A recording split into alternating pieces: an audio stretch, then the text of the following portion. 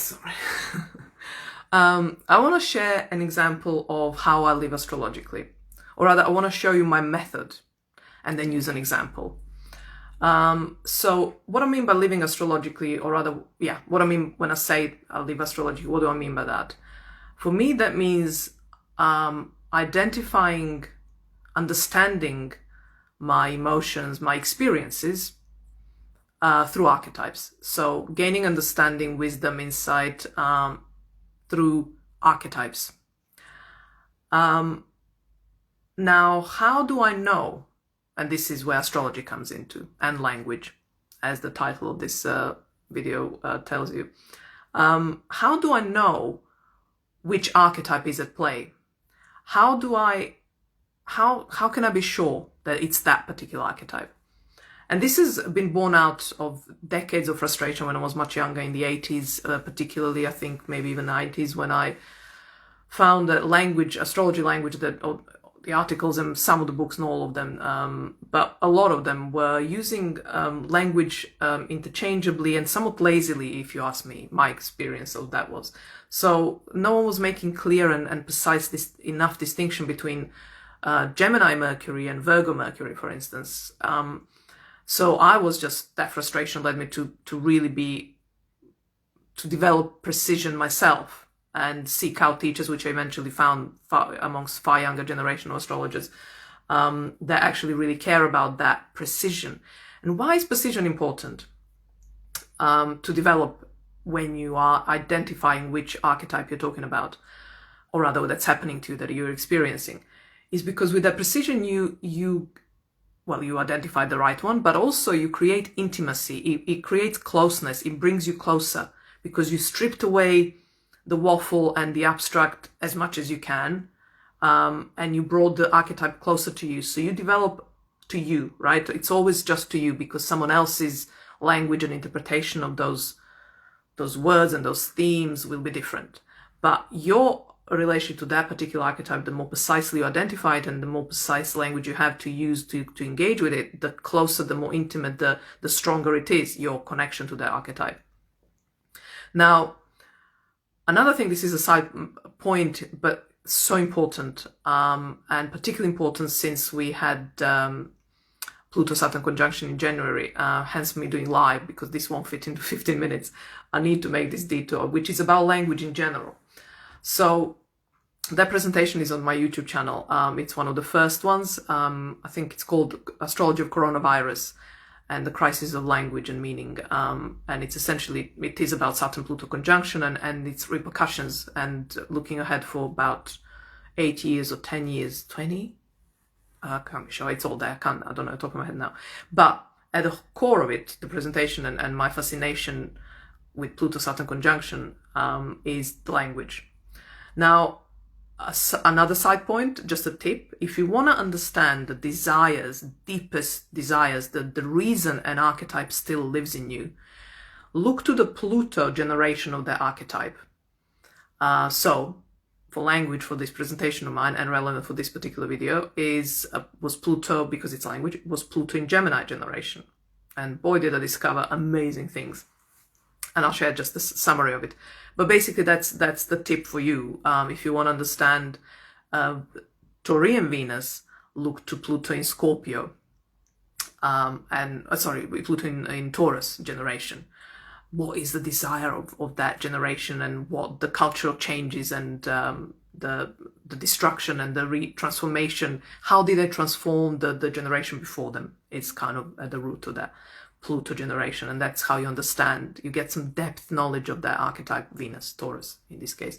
So, but in my case, was Pluto in Gemini, and during that time, one absolutely amazingly prominent figure was a philosopher, Wittgenstein, who was essentially a philosopher of language, or philosopher of philosophers, as they called him. And he turned philosophy upside down, and essentially saying that we don't. The problem is not.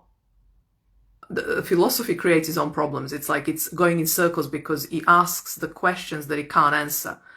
So it's not that the answers, it's the, I'm not going to paraphrase it much, but basically the language is circular and it's self-referential.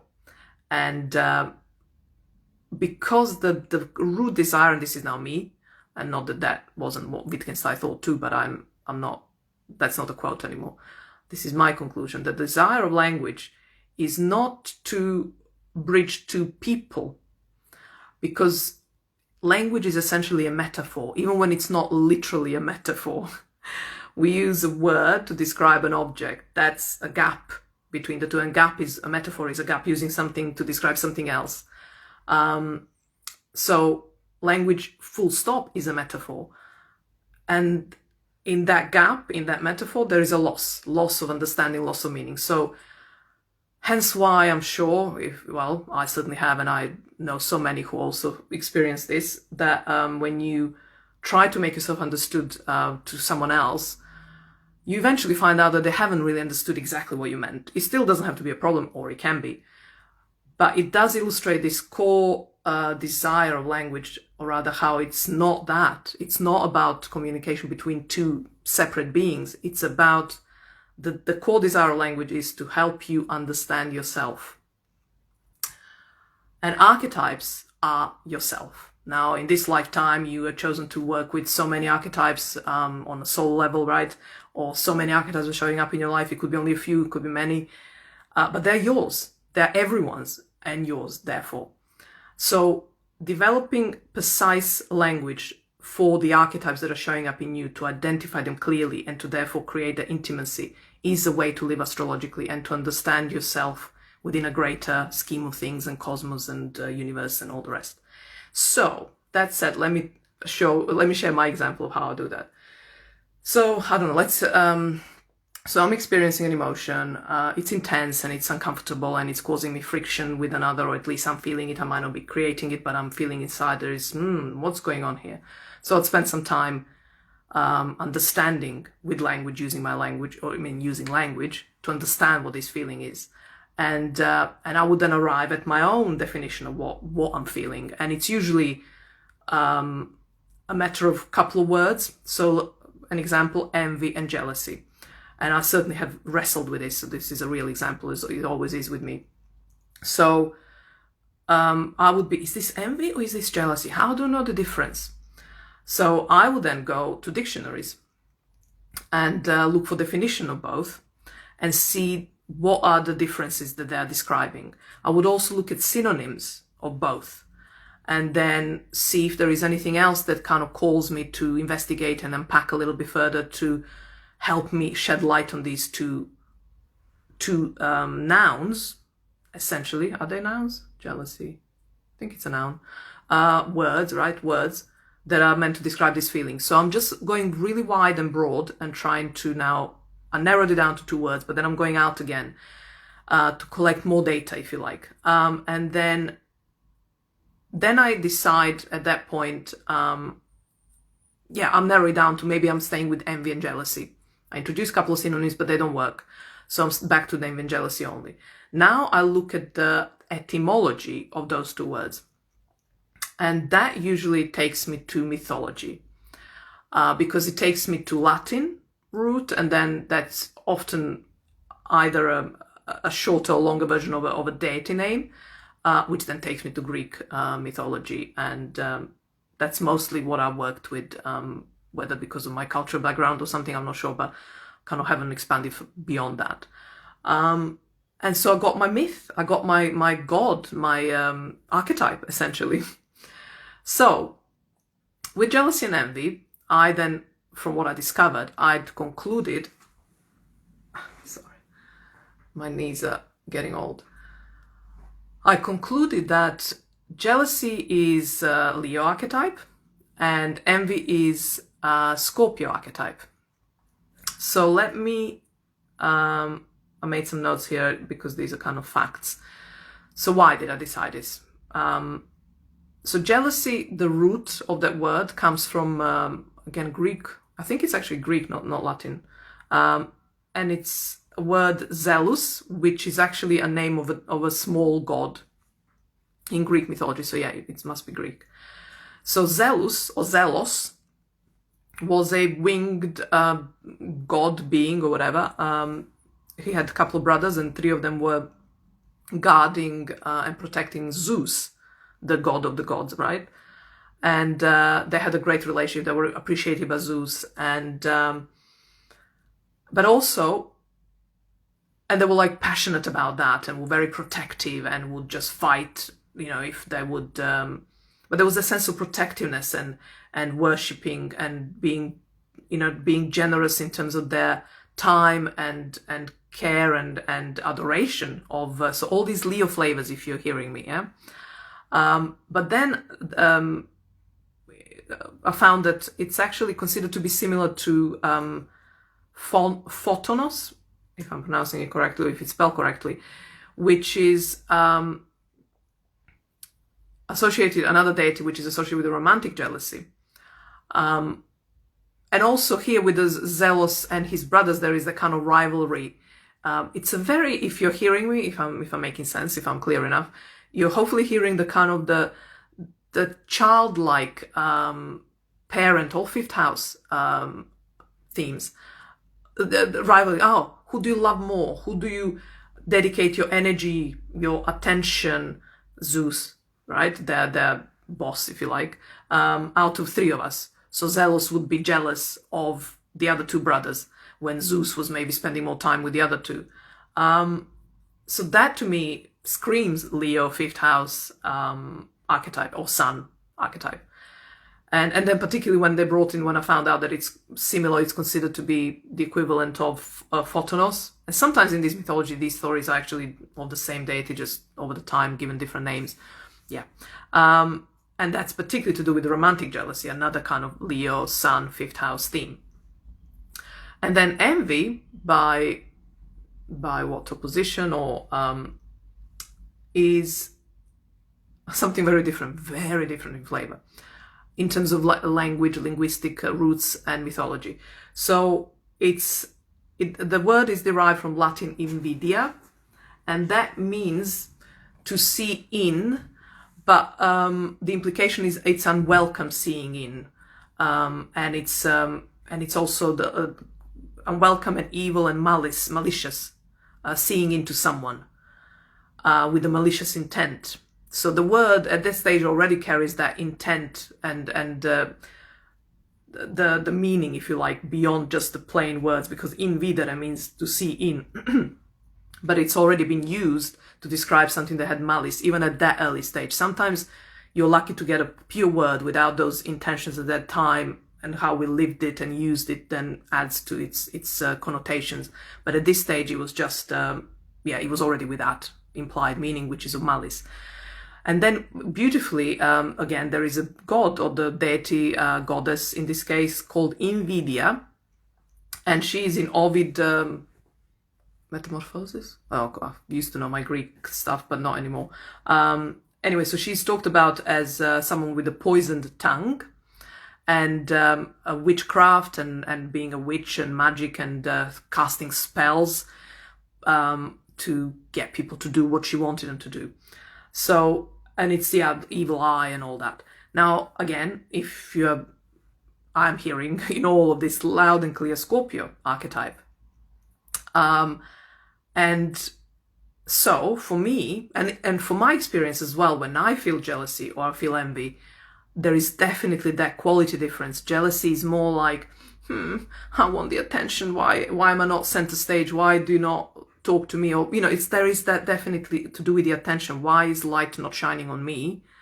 Where when it's envy, it's insidious. It's more, maybe insidious. I love the word. I don't know exactly what it means. I haven't looked up properly apart from the movie. And I know it doesn't mean nice things, but it might be too strong. It's a bit sinister. There is something malice, basically, is in there, of like wishing to have what someone else has. So do you see the difference, the quality difference there? So jealousy, Leo, Scorpio, envy. And that is, so when I know this in terms of living astrologically, I know immediately then what I need to do. I then consider my envy as Taurus, along the Taurus-Scorpio axis. So this desire to that comes from envy to then take what someone else is, because you are envious of them having it, so you want to take it, you want to have it. And sometimes, I or someone would have gone to the extent, to the trouble of actually getting it, which would sometimes mean not literally destroying, but yeah, mythologically speaking, destroying that other person because you want what they have. And that's the Scorpio archetype. Scorpio as an archetype, you don't, not just the Sun Scorpio, just the Scorpio archetype, right? Very separate thing. Its essence is to, he sees power somewhere outside of itself and he wants it because it immediately sees, if it's not in me, I'm not powerful. Now, the Taurus piece is that it's in you already. And this is the dance between Taurus and Scorpio. It's like the desire is outside. The fact that you have spotted it, it means that you have, and that you recognize it as a power. How do you know without a self-referential language, right? Piece that you already have identified it within you. But we don't, that's the dance. So the Scorpio would then want to absorb, consume, eat, literally, like praying mantis is another example. In fact, I don't know if that's why they eat the male. But is you know, when you actually consume and make yourself as one with your desired object, because of the powers and the qualities it has. By doing that, you hope or you wish or you are putting a magic spell that it will give you those powers, right? But Taurus will say, and Taurus will do that or have envy because equally fears that without that thing in it or by it, doesn't have it without it, right? Am I making grammatical sense here? So, yeah, so that to me, so I know what I'm dealing with here, and I know how to work with this envy, and I know what it is, and I can talk to it in a language that it recognizes me and I recognize it. And when it comes to jealousy, it's about, like I say, it's a very childlike, it's almost innocent. I mean, it's innocent in the sense it's not about the other, where the other is about the other. And we're already above the Libra piece, as in the axis. So everything is about the other, past Libra, including Libra. This is way before. This is all about me. Leo is all about me. I'm not interested that someone else has a spotlight, as long as I feel I have all the spotlight that I need. And then I don't even notice who else has a spotlight or the sun shining on me. But this is the piece of Aquarius. So you think it's outside of you, really. But really, you are the shining star. And that's what Aquarius wisdom then is. And the Aquarius piece first is that there is a trauma that the sun is not shining on me. But the wisdom of Aquarius is to consider that you are shining and everyone else is shining, or everyone else has the sun on them just like you do. And just because someone isn't giving you the sun on you, like paying attention to you, you can pay attention to yourself. You can claim space and say, here I am, and and you are paying attention to yourself. That's enough. And then someone else and others will come and pay attention to you too. So that's the kind of working. So now you know the axis and you know the archetype, and you know how to deal with it. Basically, you don't mistake it for what it's not. And I think that's it, really. Yeah, that is how I live astrologically, and that is why getting really precise about the language in identifying what archetype is playing you or it wants to play with you, roughly or gently. It's so important to identify the precise language as precisely as you can.